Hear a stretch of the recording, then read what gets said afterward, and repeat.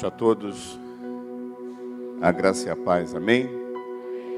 Muito bom poder estar com os irmãos mais uma vez, para mim é um privilégio. Eu particularmente fui extremamente abençoado com tudo que Deus fez esses dias ali e como Deus agiu na vida desses homens, amém? Como Deus agiu. Eu cheguei até a gravar um vídeo na internet falando assim de como meu coração ficou profundamente grato a Deus por tudo aquilo que Deus fez na vida de cada homem ali, amém?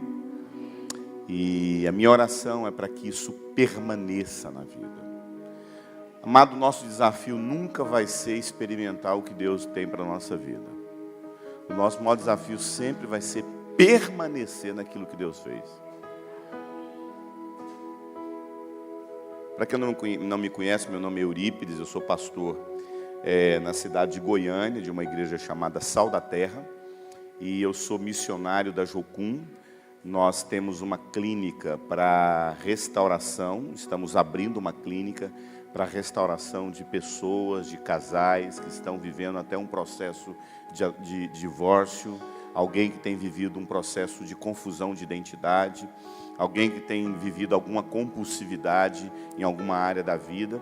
E a gente está, com exceção de dependência química e alcoólica, nós entendemos que Deus nos chamou para restaurar pessoas que estão vivendo um processo de muito adoecimento na vida. E nós estamos abrindo essa clínica em janeiro do ano que vem. Nós estamos aí já na fase final aí de conclusão de todo o programa. E eu sou missionário da Jocum, ali da base do Pastor Cote. E nós estivemos ali por 3 dias ministrando ali em Torres, né? Torres, nesse congresso de homens, e onde Deus esteve assim, ministrando profundamente ao nosso coração. E eu acredito que não vai ser diferente nessa noite, amém? Eu estou assim, muito convicto em Deus, que muitas pessoas sairão daqui profundamente impactadas e ministradas com aquilo que Deus quer falar com a gente.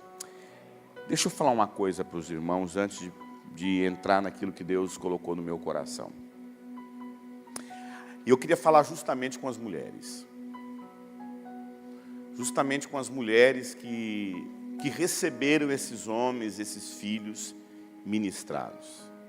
A palavra de Deus diz no Salmo 127, que o homem feliz é um homem que está sentado aonde? Numa mesa. E em volta dessa mesa ele vê quem? Sua esposa e seus filhos. E ele vai ser feliz.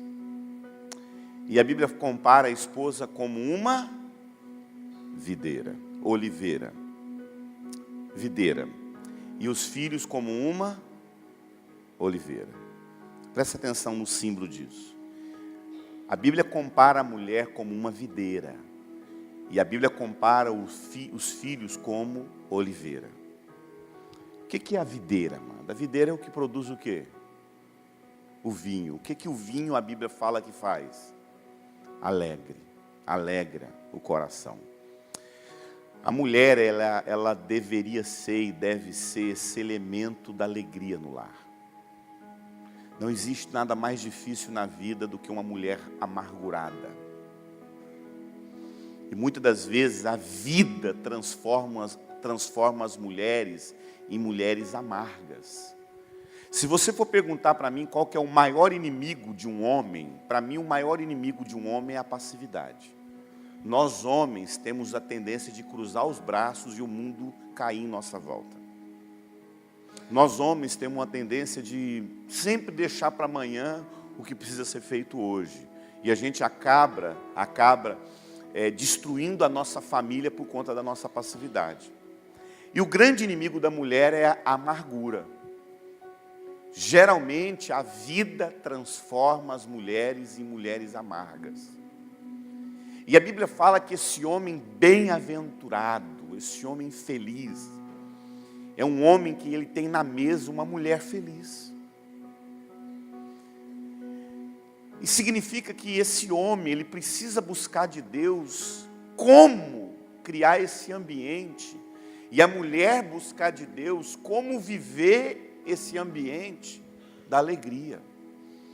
Porque, amada, a alegria é o principal elemento da força da nossa vida. Quando a gente começa a perder a vontade de viver, a vontade de viver casado, de estar do lado de alguém, o que é roubado do casamento? A alegria. Tanto é que a Bíblia fala que a alegria é a nossa força. Tanto é que a Bíblia diz que celebrai com júbilo ao Senhor todos os moradores da terra, servir ao Senhor com alegria. Tanto é que a Bíblia fala que o reino de Deus é um reino de alegria. Tanto é que a Bíblia fala que o fruto do Espírito é alegria. Mas a Bíblia diz que esse elemento no lar de alegria é a mulher. E minha oração é que Deus acenda no coração das mulheres a chama da alegria. A alegria de cuidar de uma casa, a alegria de cuidar de um marido, a alegria de ter filhos. E a Bíblia fala que nessa mesa ele tem filhos. E esses filhos são comparados como oliveira. O que é a oliveira? Que produz o quê? O óleo. O que significa óleo? Unção. Então, um homem feliz é aquele que tem uma mulher alegre e filhos ungidos. E a minha oração é que você seja renovado, porque Deus confrontou muito o caráter desses homens. Agora, deixa eu falar uma coisa aos homens. Minha filha, tempos atrás, ela começou uma tosse que não cortava. Goiás é muito seco, então é mais fácil você ter doenças respiratórias em Goiás do que qualquer outro lugar, né? E porque é muito seco, chega a ser até quase clima de deserto, temperatura de deserto, né? É muito seco, muito seco. E minha filha pegou ali um iniciozinho de pneumonia. E aí, queridos, o médico, a gente vai lá no médico, eles receitam lá amoxicilina, né? E a gente tem que ministrar aquele remédio chato, e a gente tem que misturar com iogurte, tem que misturar com gelatina, tem que misturar com chocolate, para que ela consiga tomar aquilo durante 14 dias. E o que geralmente um médico fala quando você ministra, quando ele fala, olha, você tem que dar esse remédio de 12 em 12 horas. E o que vai acontecer depois de mais ou menos uns 5 dias? Os sintomas vão fazer o quê? Vão desaparecer. Aí você vai parar de dar o remédio? Não, você tem que continuar dando o remédio, mesmo que não veja sintomas. Agora eu pergunto para você, quando seu filho está com pneumonia e ele receita aquele remédio é a cura, sim ou não? É aquilo que vai curar? Sim. Mas para que a cura seja concluída, precisa ter uma disciplina de repetir a dose. Deixa eu te falar uma coisa para você. Seu marido foi curado. Só que ele precisa repetir a dose. Não, às vezes você fala assim, mas ele foi naquele retiro. Meu filho foi naquele lugar lá. Ele voltou animado, voltou. Ele voltou curado, voltou. Quando eu dou aquele remédio é a cura. Mas muitas das vezes, amada, a gente perde o processo da cura porque a gente não repete doses. Você precisa repetir essa dose. E repetir a dose, amado, é produzir ambientes de oração, ambientes de confissão de pecados, ambiente onde vocês vão orar uns com os outros. As mulheres precisam se esforçar, como santas mulheres, como mulheres piedosas, a serem mais alegres nos seus lares. Pare de reclamar. Pare de ser essa mulher que reclama de tudo. Pare de ser essa mulher que sempre está chateada com tudo e nunca está satisfeita com aquilo que Deus te deu. Realmente tem pessoas que estão em condições piores do que a sua. por mais que seja a sua condição, tem gente pior. E você está viva. Faça um curso. Ocupe a sua mente com alguma coisa. Cuide de pessoas que estão em condições ainda mais difíceis do que a sua. Seja essa alegria dentro da sua casa. Aprenda a preparar uma mesa para os seus filhos comerem. Tenha alegria de poder organizar uma casa, preparar uma comida, chamar as pessoas, chamar amigos. E pare de reclamar. E entenda que eu estou sendo voz profética na sua casa agora. Porque infelizmente esse mundo começa a nos pressionar. E as mulheres, amadas, elas são profundamente pressionadas por tantas coisas na vida. A gente sabe que essa questão hormonal da mulher não é fácil. Os picos de mudança de humor não são fáceis. Mas muitas vezes a gente vicia em ser mal-humorado. Você sabia que o mau humor vicia? A gente às vezes não tem nada ruim, mas viciou tanto em reclamar, que aquilo passa a ser assim, um ritmo. A palavra de Deus diz que o homem feliz é um homem que tem uma mulher alegre dentro de casa. Então, amado, a alegria, a bem-aventurança do seu marido está diretamente ligada com a sua alegria. E os filhos, amado, os filhos precisam buscar essa unção, amado. Como igreja, nós temos que desenvolver conferências proféticas, momentos de adoração profética, chamar essa turma aí que fica tocando e a gente orando e unção. E jovem gosta disso, jovem gosta de sentir profeta, jovem gosta de sentir ungido, sabe? Da presença de Deus no lugar, da manifestação do poder, visões, revelações. E é isso que é a força da igreja. Muitas vezes os jovens estão se cansando, não buscam revelação, não buscam discernimento. E esse homem se torna bem-aventurado. Deus moveu meu coração para trazer essa palavra aqui.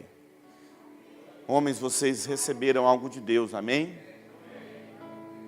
Vocês receberam algo de Deus. Repita essa dose, amém? Quantos foram profundamente visitados aqui nesse evento? Amém? Da próxima vez, traga outras pessoas, para que você possa viver junto com essas pessoas, esses outros homens, aquilo que Deus produziu na sua vida. Amém? Abra sua Bíblia no Salmo 23.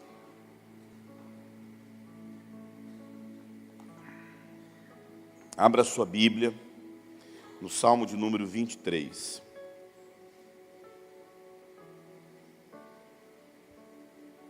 Salmo de número 23.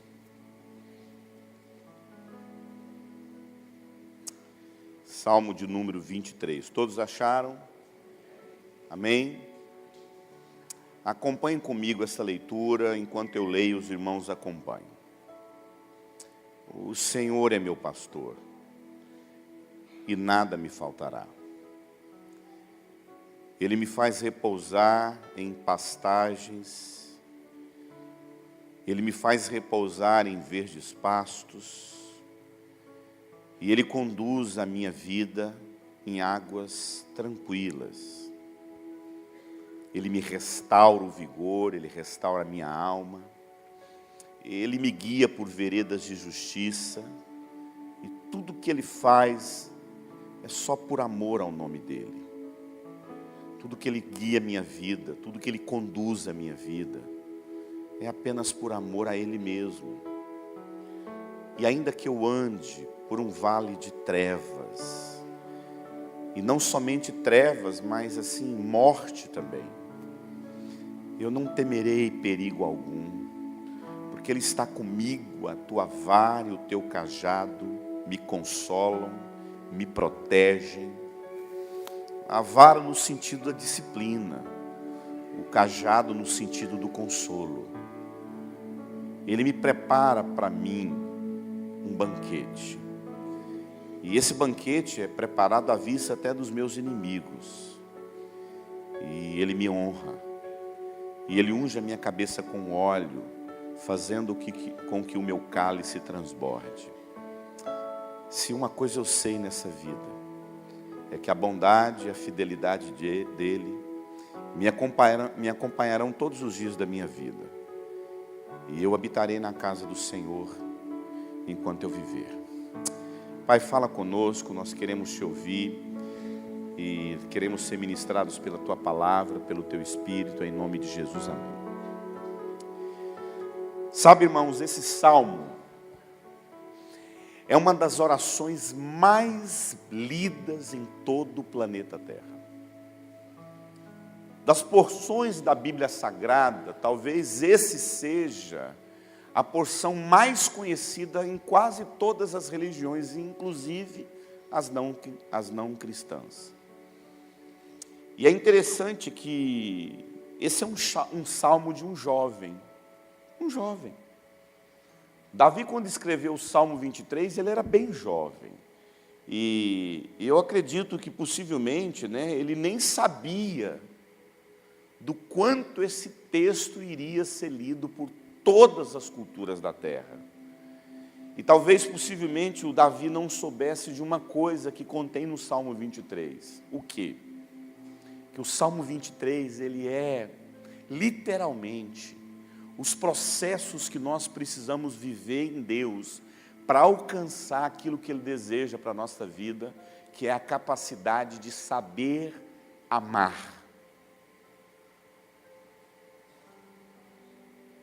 Tudo que Deus fez, Ele fez porque toda a criação, tudo aquilo que Ele sonhou, tudo aquilo que Deus idealizou, tudo aquilo que Deus projetou, a Bíblia fala que Ele fez isso porque Ele amou.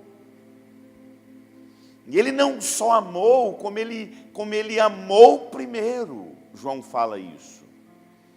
E todas as ações de Deus, todos os movimentos de Deus, todo o desejo de Deus está fundamentado no amor dEle. E o desejo de Deus é que nós amemos uns aos outros como Ele nos amou. Então o objetivo de tudo aquilo que Deus faz na nossa vida é nos amadurecer numa consciência do que realmente significa amar. E quando a gente fala de amar, querido, a gente tem uma noção muito equivocada de amor. Amor, para a maioria de nós, está ligado a um desejo, a um sentimento, a uma sensação, muitas vezes, até física e carnal. E muitas vezes nós temos uma noção muito equivocada do que seja amor. E o Salmo 23, ele é justamente um processo que nós temos que viver na vida para conseguir discernir o amor de Deus. E é interessante que a maioria de nós, às vezes, passamos a vida toda sem entender esse processo. Eu queria te ajudar nessa noite, amém? Eu queria que você, pela primeira vez na sua vida, você olhasse o Salmo 23 de uma forma como você nunca viu na vida. Que você olhasse para o Salmo 23 de uma forma que você nunca percebeu de como a nossa vida está descrita passo por passo no Salmo 23. Primeira coisa que o Salmo 23 começa: o Senhor é meu pastor, nada me faltará. Primeira coisa, entenda. O Salmo 23, ele fala de processos que nós temos que viver na vida. Porque o Salmo 23, ele começa literalmente naquilo que nós chamamos da infância espiritual. O Salmo 23 fala do processo de maturidade na vida de um ser humano, que é a nossa adolescência espiritual. E o Salmo 23 fala do processo final, que é a nossa maturidade espiritual. E eu já estou dando uma introdução para o seminário de maturidade que eu vou ministrar aqui nessa igreja. Mas uma coisa que você precisa sim entender é que quando você lê o Salmo 23, eu preciso entender que o grande segredo da vida cristã são os processos que Deus me leva a passar para alcançar a maturidade que Ele sempre deseja que nós alcancemos. É desejo de Deus que nós sejamos maduros. É desejo de Deus que a gente amadureça na fé, é desejo de Deus que a gente amadureça na palavra, é desejo de Deus que a gente amadureça nas nossas relações. E quando fala de amadurecimento, amado, nós nunca vivemos uma geração de pessoas tão infantilizadas. E não só infantilizadas na vida, mas infantilizadas até mesmo na condição de maturidade espiritual. Se você perguntar para mim assim, Eurípides, qual é a principal característica de uma pessoa infantil, imatura? Amada, a infantilidade de uma pessoa, o processo de infantilização das pessoas, gente infantil, pessoa que não amadureceu emocionalmente, é literalmente uma pessoa que necessita de cuidados o tempo todo. Quem tem bebê aqui? Mas deixa eu te fazer uma pergunta. Você pode deixar sua criança de 1 ano, 2 anos, 3 anos, 4 anos, 5 anos, 6 anos, aí começa a crescer mais um pouquinho, 7, 8, e aí ela começa a ter um processo de quase emancipação, mas mesmo assim precisa de muito cuidado. Mas você pode deixar seu bebê de 1 aninho, 2 anos, 3 anos, por conta de si o dia todo dentro de casa? Muito pelo contrário, você vai preso, né? Abandono de capaz. Você pode chegar para o seu filho e falar assim, olha, seu filhinho de 3 aninhos, olha assim, papai e mamãe estão saindo, e a gente vai fazer o dia todo, vai ficar o dia todo fora de casa, e agora são 9 horas da manhã, veja bem, papai e mamãe deixou tudo escrito ali na geladeira, aonde você vai, a hora que você vai almoçar, e entenda, a comida já está dentro de um potinho, você liga no micro-ondas, não coloca coisa de metal, porque explode. Esquenta seu papá, senta na mesa, não tem essa de sentar no sofá, você tem que sentar na mesa, tá bom? Detalhe, mamãe esqueceu de comprar suco, está aqui o dinheiro, vai lá, pega a chave, vai lá no comércio, que é 3 quadras aqui de casa, compra suco e vem comer aqui. Não fica tomando refrigerante. Quando for lá pelas 3 horas da tarde, você dorme. Entra para dentro do seu quarto, apaga a luz, dorme. Coloca o despertador para acordar você 4 horas da tarde. Quando for 4 horas, você toma um banho. Não toma banho antes, é melhor. E depois você senta lá, faz um lanchinho e fica esperando mamãe chegar. Mamãe e papai chegam lá pelas 5 horas da tarde. Não precisa preocupar com janta. Faz janta papai e mamãe não, que a gente vai chegar e fazer. É assim que a gente faz com os nossos filhos? É possível fazer isso, amado? Por quê? Porque a principal característica da infância é a necessidade de ser cuidado. Só que, infelizmente, nós vivemos nos dias de hoje, amado, um absurdo de pessoas que deveriam já cuidar de outras pessoas. Você tem que cuidar do casamento delas. Você tem que cuidar da vida financeira delas. É gente que já deveria ter responsabilidade há muito tempo, por maturidade, não tem. Eu sou um homem de 45 anos. Eu fui um jovem, nos meus 18, 19 anos. E quando a gente é jovem, assim, a gente quer experimentar tudo. Adolescente quer experimentar, sim ou não? Ele quer curtir a vida, ele quer experimentar a vida, ele quer namorar, ele quer viajar, ele quer curtir. Isso é característica de gente jovem, de adolescência. E geralmente, assim, aí eu tenho que tomar muito cuidado para não perder a pessoa de cara no aconselhamento. A gente encontra aqueles homens assim de 50 anos, de 45, de 50 anos, procurando a gente, falando assim, ô pastor, eu sou um cara que eu não consigo ser fiel à minha mulher. Eu me envolvo mais ou menos aí umas 2, 3 mulheres por mês. Eu não consigo falar não para a minha vontade carnal. Você sabe o que é isso? Você é um menino. Que, querido, quando a gente vai chegando aos 40 anos, algumas paixões da mocidade precisam diminuir. Você começa a valorizar outras coisas na vida. Você curte muito mais sair com a sua esposa para a Europa.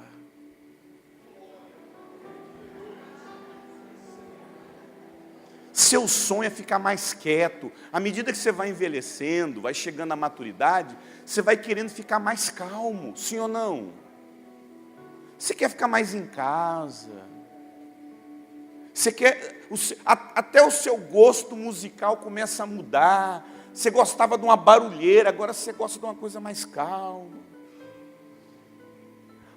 Algumas paixões dentro de você começam a mudar. Mas, amados, desculpe se eu vou te ofender. Quando esse cara chega para mim contando que quer pegar todas as mulheres da cidade, você sabe o que eu vejo? Um garoto. Um menino que não cresce. Dentro dele ainda ele quer pegar mulher. Ele quer experimentar um monte de coisa e infelizmente eu não estou num retiro. As palavras não me são permitidas para dizer o que ele está querendo da vida. E se as mulheres não ficam diferentes, amado?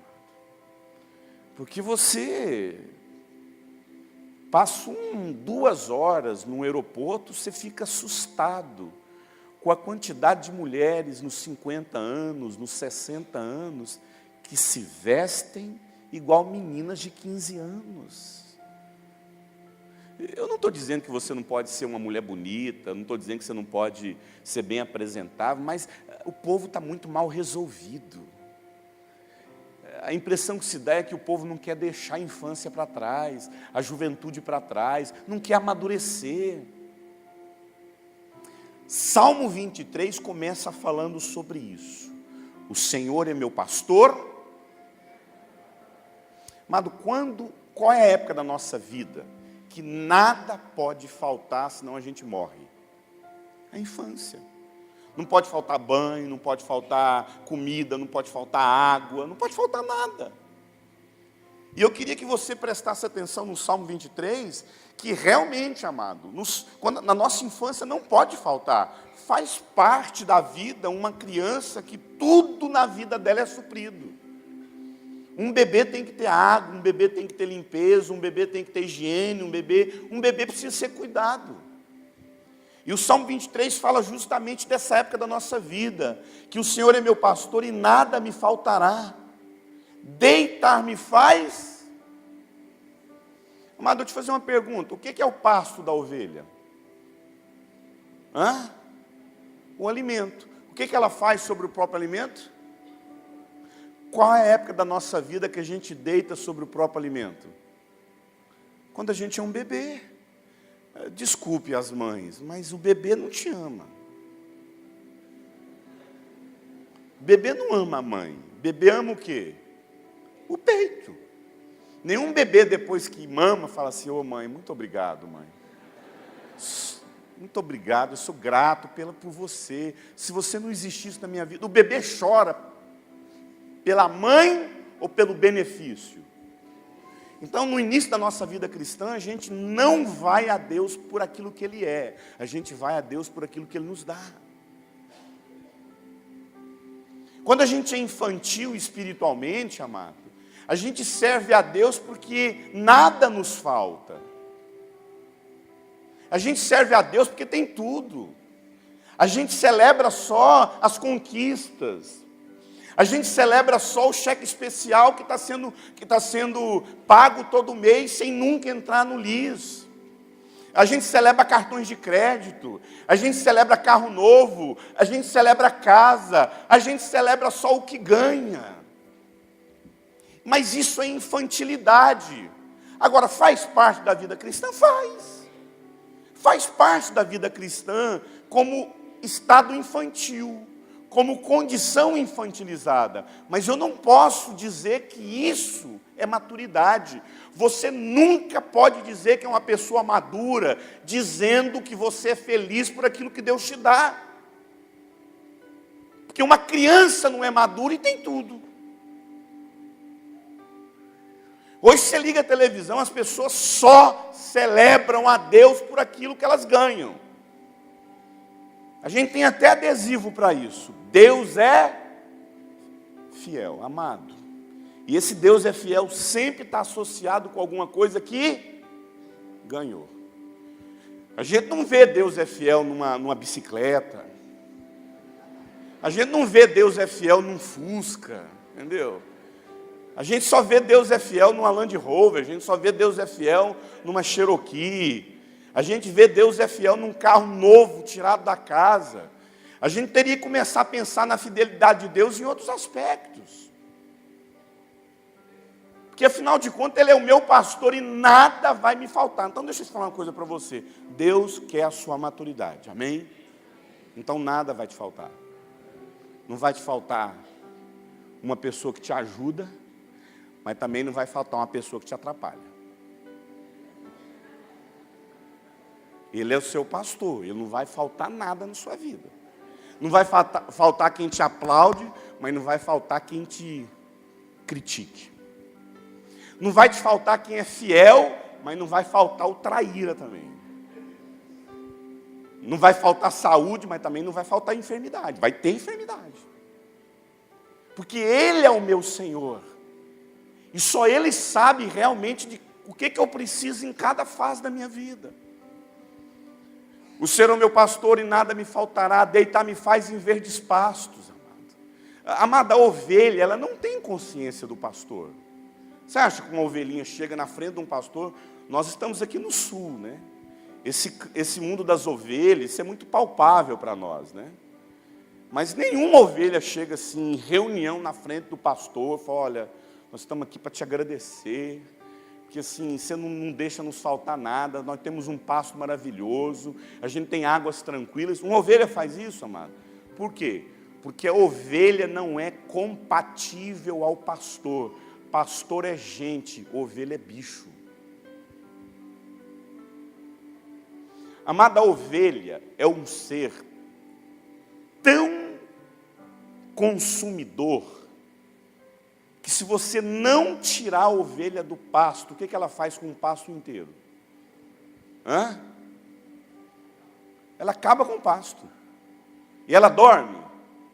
Não, você tem que tirar ela do ambiente de comida, para ela conseguir quietar, senão ela não dorme, ela come até morrer.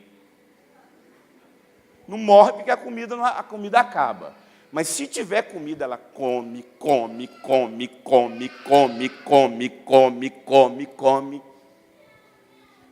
E é interessante que o texto fala que deitar-me faz em verdes pastos, guia-me a águas tranquilas. Você sabia que uma ovelha, se você colocá-la de frente de um rio em turbulentas águas, ela morre de sede e não bebe água? A água tem que estar paradinha.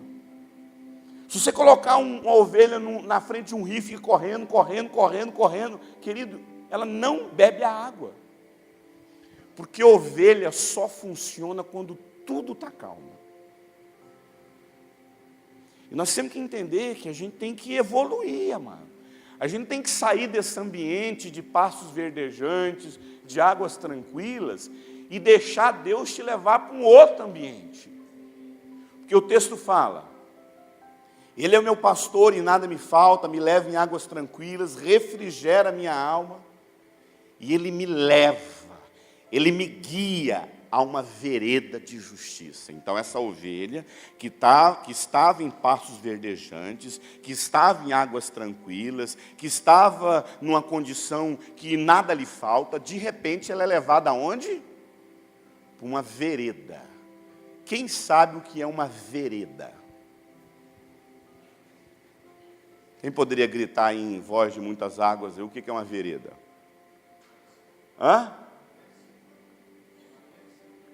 Não. O que é uma vereda, geograficamente falando? O que é uma vereda? Um caminho como? Estreito. Lá no Goiás fala um trieiro. Você sabe o que é interessante que quando ela está ali naquela condição de ovelha, os pastos são largos. Mas chega um momento na sua vida, querido, que Deus começa a te levar num processo de maturidade, aonde você tem que funcionar, não é só em lugar espaçoso, você tem que ir para um lugar onde você vai ser ajustado. Não é mais de qualquer jeito. Você não está cheio de lugar para ir, agora é um lugarzinho estreito, porta estreita, é onde Deus quer ajustar você, é onde Deus quer falar, não é desse jeito, não é assim que trata uma mulher, não é assim que trata um marido, não é assim que cuida de filho, não é assim que honra pai, não é assim que negocia no mercado, não é assim que é patrão, não é assim que é funcionário, não é dessa forma que negocia impostos, não é dessa forma que remarca mercadoria em supermercado, não é desse jeito que os preços acontecem, não é porque todo mundo está roubando que você vai roubar, não é porque todo mundo faz errado que você vai fazer. Amado, é nesse momento que Deus te toma pela mão e começa a ajustar a sua vida. Começa a ajustar a sua vida. Não existe possibilidade de nós seguirmos a Cristo e termos o mesmo comportamento de um ímpio. Nós somos uma nova geração, uma nova criatura.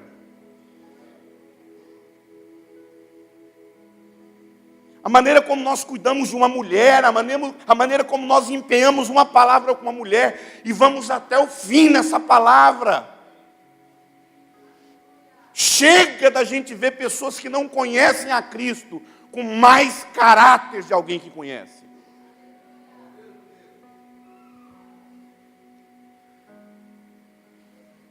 Nós nunca vivemos um tempo, amado, onde a impressão que se dá é que nós temos que reevangelizar os crentes. Nós somos uma geração viciada em frequentar culto de igreja sem nunca ter passado pelo novo nascimento.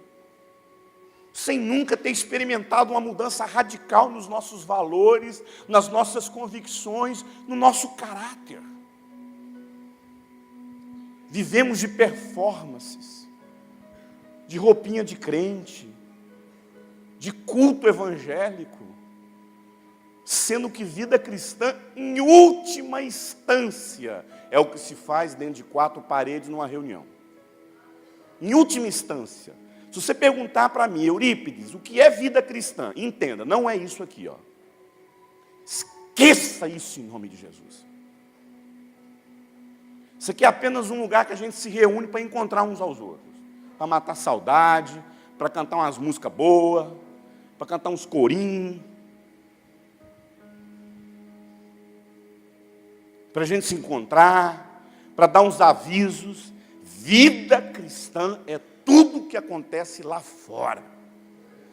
Vida cristã é a maneira como você trata seu funcionário, porque é isso que você vai ver nos finais de cada carta do apóstolo Paulo. Cada carta do apóstolo Paulo, os apóstolos sempre dizem lá no final: vossos senhores, tratai os vossos servos com respeito, não subjugai os vossos servos, honrai os vossos patrões, vossas mulheres, honrai os seus maridos, respeitai os seus maridos, cuidem das suas casas, cuidem dos seus filhos. Filhos, obedeçam os vossos pais, maridos, amem as suas mulheres. Amado, todas as vezes quando vai falar de vida cristã, é isso que Paulo fala.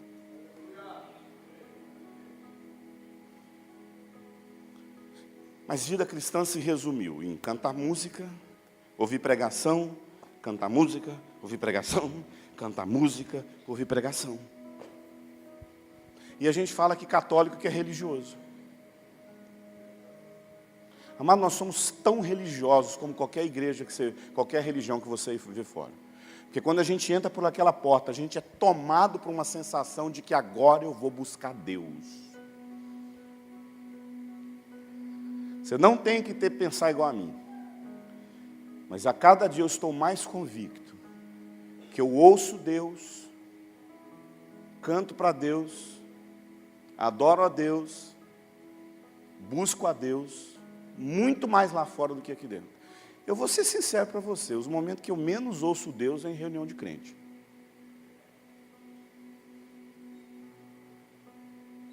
Até porque eu sou o pregador. Tudo que eu estou falando aqui eu tive que ouvir aonde?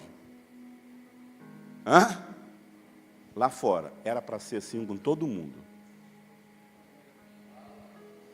Quando a gente reunisse aqui, era para ser um momento assim, uau! Foi isso que Deus falou comigo durante a semana.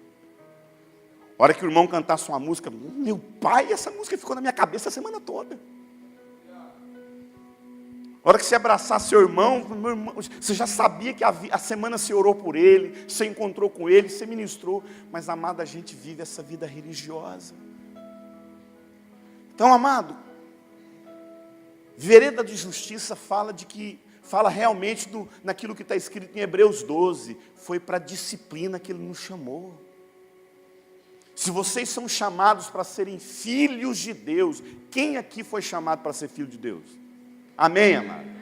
Então, Hebreus 12 fala o seguinte: você é filho de Deus? Amém? Pois Deus repreende, disciplina aquele que Ele chamou a não ser que você quer ser filho do capeta. Quem quer ser filho do capeta aqui?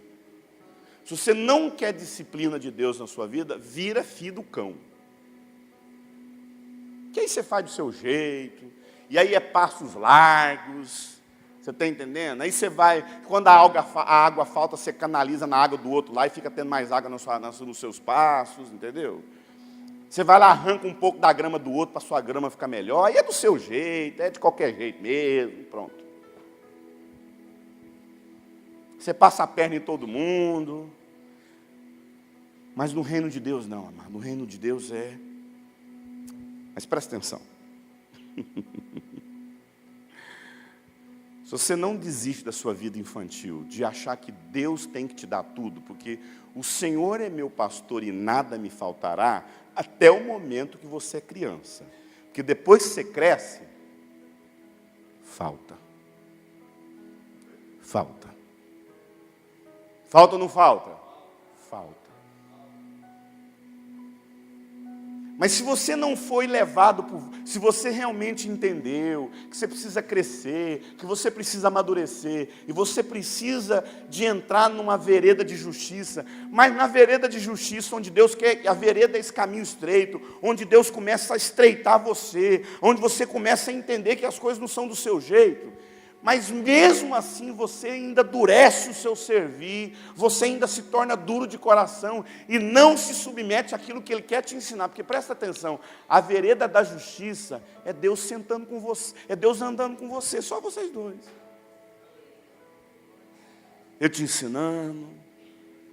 Você tratava a sua mulher dessa forma.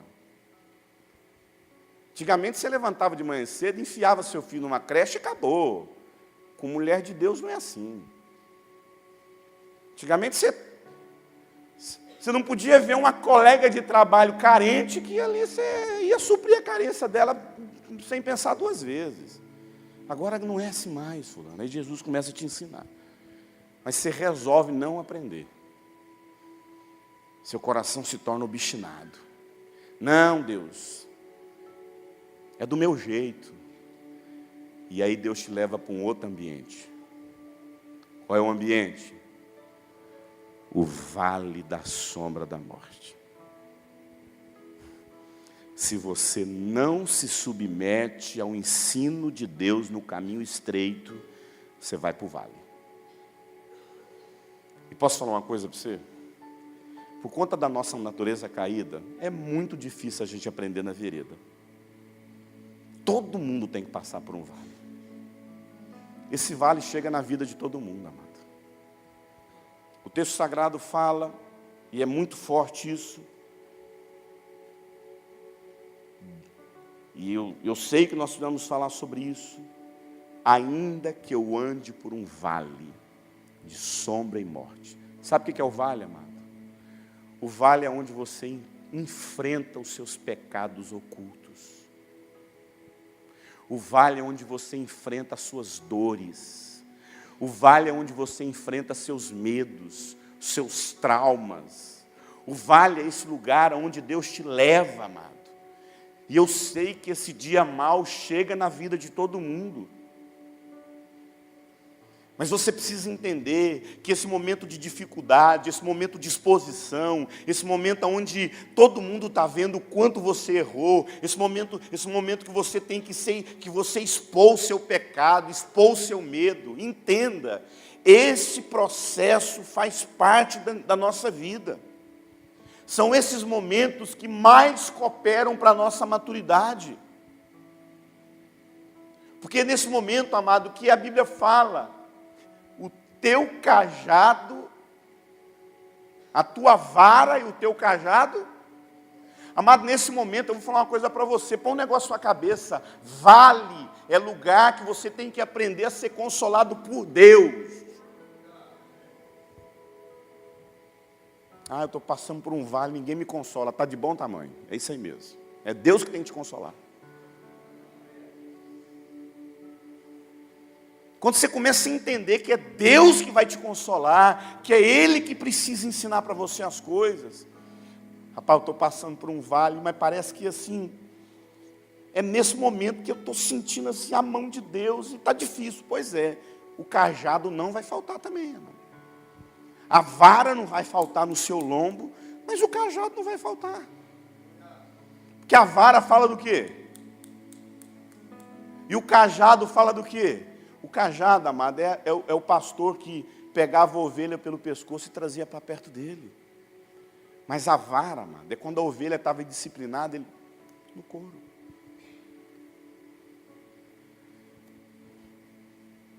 Com certeza, amado, muitas pessoas que estão aqui estão passando por um vale. Eu te pergunto, você vai escolher ser consolado por Deus, ser disciplinado por Deus, ou você vai entrar no seu mundo de amargura? Porque o texto fala, ainda que eu ande, não é ainda que eu pare. Vale não é lugar da gente ficar, meu irmão, vale é lugar da gente passar. Nós temos que entender que Deus quer tratar a nossa vida no vale. É onde falta elogio, é onde falta afirmação, é onde falta amigos, é onde falta tudo.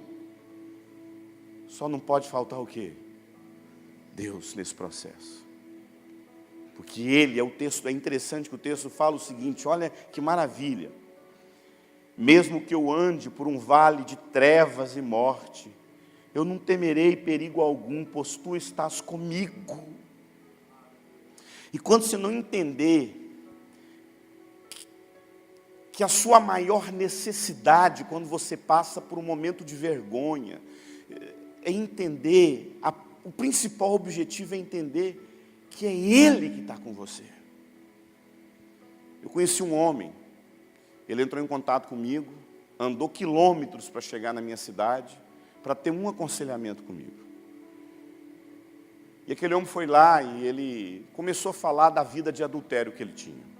Literalmente um homem adúltero. E a mulher dele, assim, uma advogada, né? Os dois são advogados. Só que diferente da maioria das mulheres, é uma mulher muito resolvida. E só mulher resolvida que dá conta de enfrentar um adultério. Porque a maioria das mulheres, assim, conseguem piorar o que já está ruim. Porque elas não têm força. Elas não têm força no seu caráter, a autoestima delas estão lá embaixo. E aí, quando elas deveriam ter um posicionamento para a restauração do marido dela, geralmente a maioria desistem. Sabe o que essa mulher fez? Quando ela descobriu o adultério, ela espremeu ele assim, igual espreme um cravo no rosto, igual espinha. Espremeu mesmo. E depois que ele contou tudo, ele falou assim, o seguinte, querido, nossos filhos já estão crescidos, e eu estou me divorciando de você. Eu não estou separando de você. Eu estou resolvendo uma coisa que você não cumpriu no papel, porque divórcio é papel. Eu estou me divorciando de você. Você vai sumir dessa casa. Você vai alugar um quarto para você. Você não toca no meu corpo e você vai voltar a namorar comigo e me conquistar de volta. E detalhe, tá vendo esse pastor que eu conheci no YouTube aqui? Eu quero que você vá atrás dele. E o que ele te falar para fazer, você faz. Ele foi atrás de mim, chorando, assim, desesperado. Agora que eu estou entendendo quem eu tinha dentro de casa. Está entendendo porque está sofrendo. Porque é cajado no couro. Porque a maioria das mulheres adoecem junto com o adúltero. Se não bastasse esse cara ser fraco, ela fica mais fraca ainda. Ele chegou lá, marcou num hotel, a gente se encontrou, e eu conversando com ele, ele chorando. Não, ele não estava chorando, minto. E ele contando, eu falei assim, queridão, é o seguinte. Eu já entendi o que sua mulher está querendo. Sua mulher está te dando uma oportunidade de reconquistá-la de novo. Só que eu estou aqui para falar outra coisa para você. Enquanto você não encontrar primeiramente Deus, você nunca terá sua esposa. Porque o seu problema não é de uma esposa que você precisa, é de um caráter transformado. Você nunca foi crente, você nunca nasceu de novo. Eu estou falando de um cara de igreja, amado. Amado, tem pessoas que cometem vacilos na vida. Sei lá, mete os pés pela cabeça, faz o que não deve, sim, sabe? Mas tem gente que falta é novo nascimento mesmo, amado. Tem gente que falta é conversão. Tem gente que ama pecado porque é porco ainda. Só come lavagem. Não virou gente, não virou ser humano. Ainda é porco. E eu falei, querido, enquanto você não tiver um encontro real, eu quero. E na hora foi aquele xaracatá que Deus revelou mesmo. Eu vou falar uma coisa para você. Deus está me mostrando aqui que enquanto você não encontrar Ele primeiro, Ele nunca dará de novo o seu casamento. O que eu tenho que fazer? Eu falei, vai para Jocum. Amado, esse cara fez cursos. Isso me chorou tanto o pecado dele, amado. Ele foi confrontado, eu dei aula para ele assim, durante 3 dias que ele chorava. Buscando a Deus transformação, buscando a Deus transformação. Depois ele voltou na nossa base, ficou mais 15 dias lá, chorando o pecado dele. Quando ele teve um encontro com Cristo, a esposa dele começou a falar, agora sim. Esse homem passou por um vale. E graças a Deus que a mulher dele foi a vara de Deus no lombo dele. Porque muitas vezes a gente não discerne quando um cara precisa de consolo e quando uma pessoa está precisando de vara. Quando alguém peca, quando alguém mete os pés pela cabeça, erra, feio, trai, adultera, tanto homem quanto mulher, deixa eu falar uma coisa. Olha só o que o texto fala.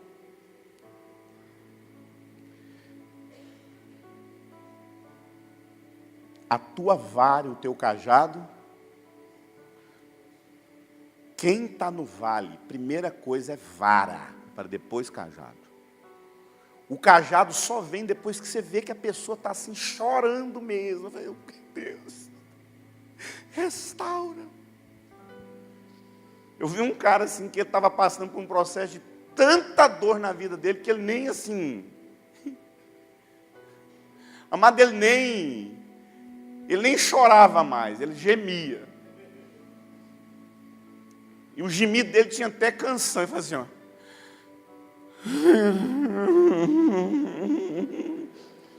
Sabe a hiena, ó, hiena, aquela hiena, ó, hiena.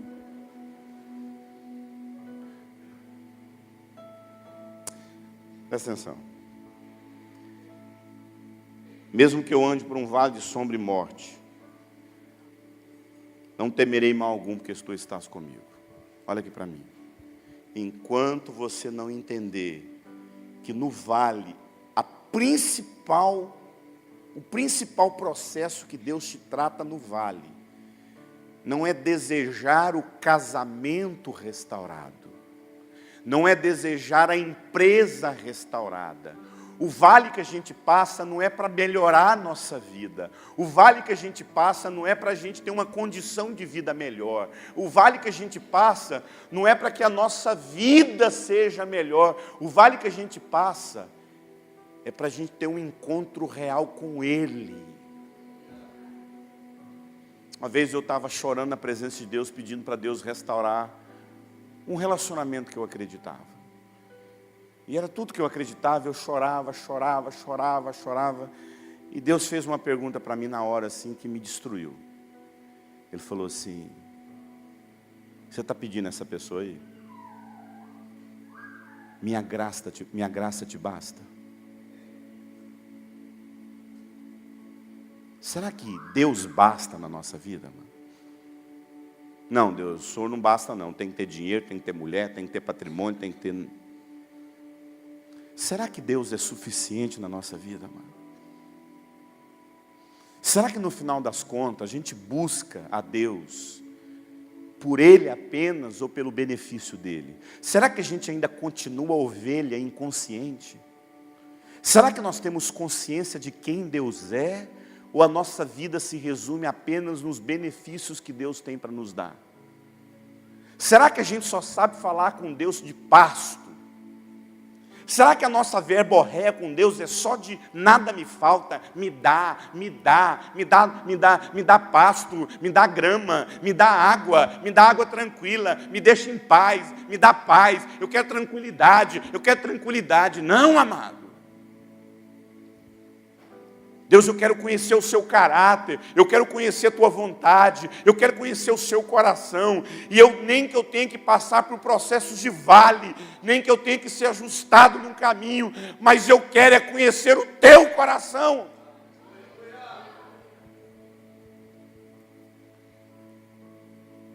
Preparas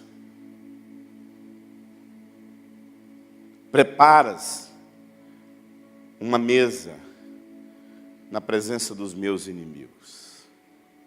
Opa! Passos verdejantes, caminho estreito, vale. E agora nós temos uma mesa.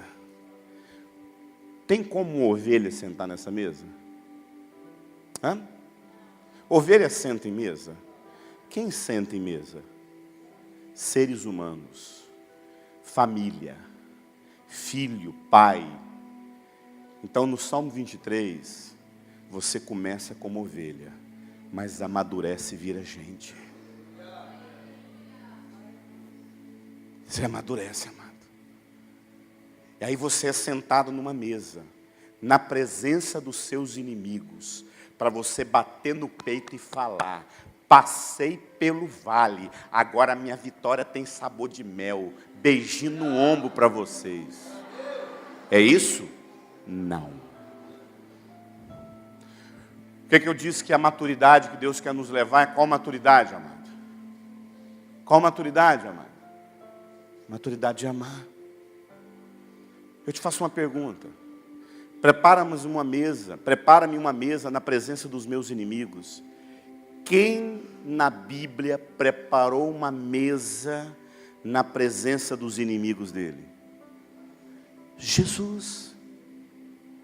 E ele preparou essa mesa para fazer o que com esses inimigos? Repartir. O texto sagrado diz: na noite em que ele foi traído, ele partiu o pão e deu. Você sabe o que é maturidade? Maturidade é você conseguir repartir o pão com quem não merece, amado. Quando o texto fala que essa mesa é preparada para os inimigos, não é para falar que venci, quem tem comida é eu, agora morram de fome. Não é isso, amado. Você sabe o que é a maturidade, amado? A maturidade de dar o pão para quem não merece. Quem naquela mesa merecia aquele pão quando Jesus preparou aquela mesa? Quem, amado? Quem? Ninguém. Foi justamente na noite da traição que Jesus afirmou o compromisso. Jesus não esperou ser traído. Ele falou assim: gente, eu já estou aqui afirmando a minha aliança com vocês.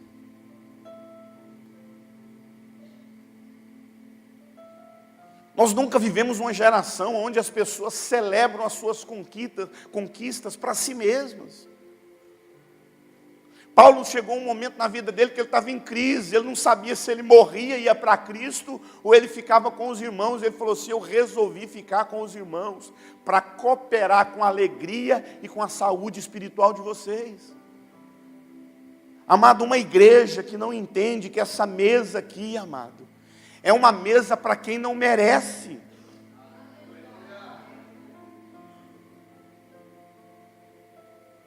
Pensa na pessoa que mais te decepcionou. Pensa na pessoa que pisou no seu calo. Pensa na pessoa que te traiu. Pensa na pessoa que mais te machuca. Pensou? É para essa pessoa que você tinha que levar esse pão. Que foi isso que Jesus fez. Jesus repartiu o pão com quem não merece. O jeito que eu celebro ceia é totalmente diferente dos crentes. Que eu gosto de celebrar ceia com quem está mal. Então, se eu perguntar aqui, quem é que pecou a semana inteira? É esse que eu quero servir o pão. Porque a gente criou essa ideia assim que a ceia é para quem merece. Então, quem está pronto para cear, que fique em pé. Não é assim que a gente faz? Não é? Aí a gente vê falar: então agora você que está pronto, vai embora.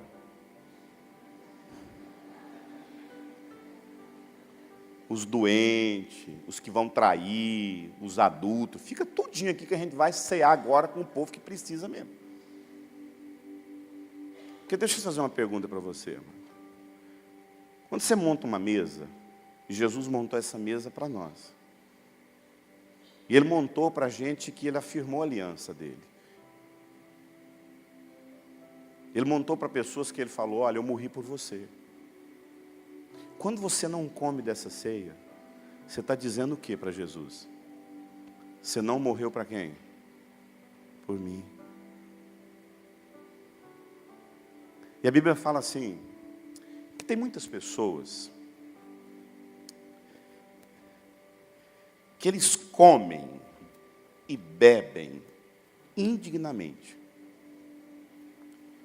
E por que eles comem e bebem de modo indigno? Porque essa pessoa não sabe discernir quem? Hã? Quem que essa pessoa não sabe discernir? Quem? O corpo de Cristo. E ele fala: no meio da igreja, tem muita gente doente. Tem muita gente enferma. E tem muita gente até morrendo. Porque está comendo e bebendo do cálice indignamente. Aí ele vai explicar como eu bebo, como eu participo da ceia de modo indigno. Quem lembra? Ele diz, o Paulo explicando isso, que as pessoas estão bebendo de modo indigno porque elas não discernem. Quem é o corpo? Quem é o corpo? A igreja.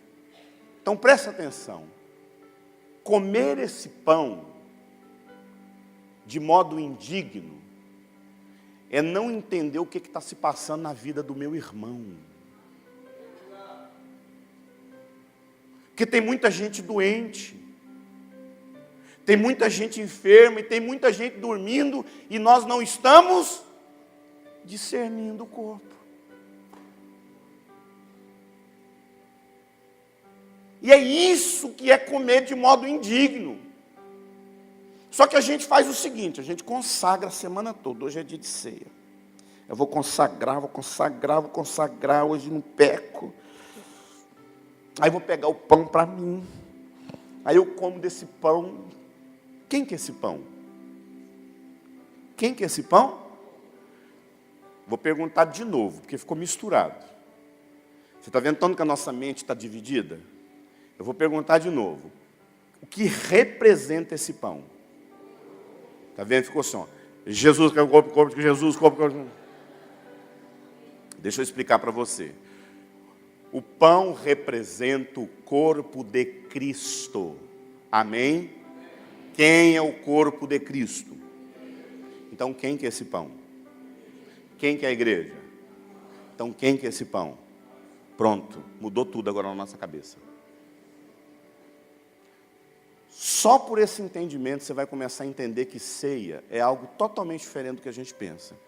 Comer esse pão significa que esse pão representa a minha vida. Então, primeiro que eu nunca deveria pegar esse pão para mim. Eu deveria pegar esse pão e levar para o meu irmão e dizer: meu irmão, sabe esse pão aqui? Esse pão representa a minha vida. E o que depender de mim, eu quero ser alimento na sua vida. Isso é ceia. Eu estou aqui para alimentar você. Então deixa eu te fazer uma pergunta. Quem já passou por dificuldade aqui durante a semana, ficou mal, e aí um irmão ligou para você, o irmão foi na sua casa, orou com você, e você foi reanimado? Quem já passou por isso? Você sabe o que você fez nesse exato momento com essa pessoa? Você ceiou com ela. Essa pessoa foi pão na sua vida. Só que a gente de modo religioso, a gente pega esse pão, primeiramente que a gente pega para a gente. E quando eu faço uma ceia, eu gosto de fazer uma coisa até um pouco diferente. Geralmente eu divido em vários grupos. Eu falo o seguinte, gente, quando eu faço isso dentro de base missionária, eu gosto de fazer assim, ó. Cada um vai trazer um tipo de pão. Um pão francês. A Bíblia fala que nós somos muitos pães. Um pão chato, porque tem irmão que é chato. Um pão de casca dura, porque tem irmão que é casca dura. E aí você vai pegar um pão. E aí nós vamos repartir esse pão. E eu gosto que esse pão passa de mão em mão. Porque vai ter um momento que esse pão vai passar de tanta mão, que vai chegar para você bem assim, ó. Aí o irmão vai chegar para você e vai dizer: meu irmão, esse pão aqui é minha vida. Aí você está olhando para ele e fala assim: meu Deus do céu. Aí vai assim: meu irmão, o que eu depender de mim, eu quero ser pão na sua vida. Amém? Aí você fica assim: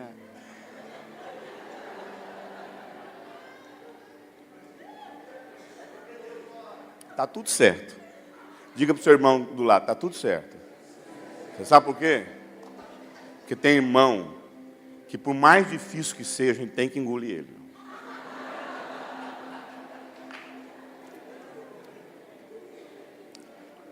Sabe, irmãos, quem disse que nós temos autoridade de excluir as pessoas dessa mesa? Eu não tenho autoridade para fazer isso. Eu não tenho autoridade. E eu acho que nenhum homem tem autoridade de dizer que você não pode participar dessa mesa. Que não foi minha semana de consagração que preparou essa mesa. Foi Cristo que preparou essa mesa na cruz do Calvário. E todos têm acesso a essa mesa.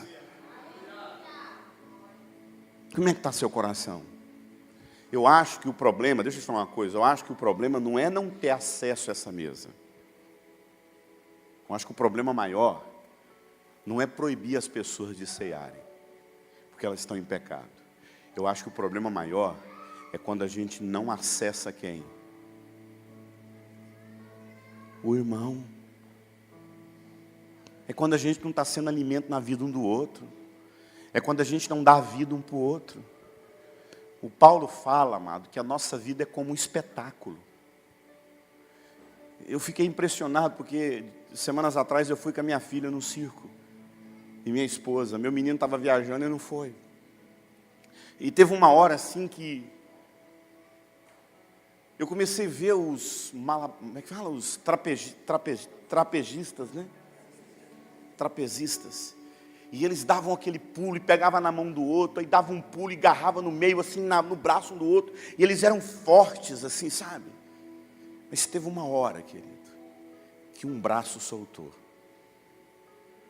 E a pessoa caiu. Mas o que tinha embaixo? Quem que é essa rede, amado? Somos nós, amado. Quando alguém fazer o número errado, a gente tem que segurar essa pessoa, amado. Quem sou eu para deixar as pessoas caírem? Quem sou eu para falar, não, tá, esborracha minha mãe no chão? Será que a gente é essa rede que vai segurar aquele que não fez o número certo? Talvez, querido, no espetáculo da nossa vida, a gente não fez o número certo. E a nossa apresentação virou uma vaia. Será que a gente vai achar um ambiente onde as pessoas vão preparar uma mesa para nós e falar assim, pode comer, você tem lugar aqui. Você errou, você vai ser disciplinado, você caiu, mas é aqui que você vai ser tratado. Esse é o ambiente que nós podemos tratar uns aos outros. Amém, amado? Eu não sei como é que vocês ceiam. Vocês mandam os indignos ficar sentados. Eu sou o primeiro a ficar sentado. Não manda os indignos ficar sentados, que eu sento. Você que tem que sondar seu coração. Se você realmente quer fazer parte do corpo de Cristo, ou você quer viver a sua vida do jeito que você quiser, caminhar do jeito que você quer, mas se você realmente quer fazer parte do corpo de Cristo, se você quer realmente viver nesse ambiente onde Deus vai tratar a sua vida, eu queria convidar você a ficar de pé. Amém? Eu queria chamar os pastores aqui. Eu queria que você pegasse um pão não para você. Amém? Não pega um pão para você, irmão. Não é o seu pão que você vai pegar. Você vai pegar o pão para quem realmente Deus colocar no seu coração. Sabe quando é que eu ceio lá no meu ministério? Quando eu estou com a minha equipe ali, sabe quando a gente ceia? É só surgir um problema. Começou a ter problema, vamos cear. Vamos afirmar a nossa aliança. Então teve semana que a gente ceou todo dia. A gente converteu o coração um no outro. Porque a gente, por uma questão de organização, a gente coloca uma vez no mês, mas a Bíblia não fala quantas vezes, sim ou não? Mas eu acredito que a gente tem que cear quando a chapa esquenta.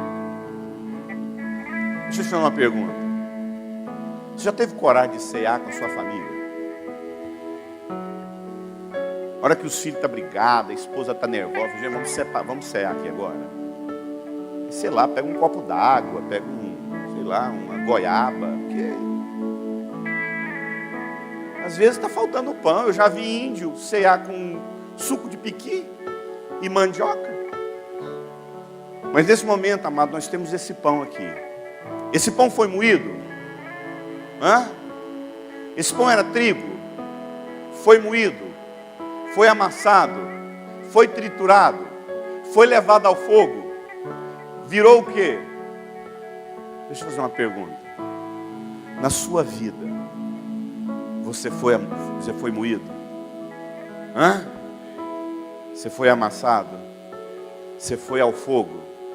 Então pega a sua história agora e fala assim: eu fui transformado e hoje eu posso ser pão na vida das pessoas. Isso é ceia, amado. Jesus foi moído, foi amassado, para depois ele pegar toda essa história de dor e ser pão na vida das pessoas. Amém?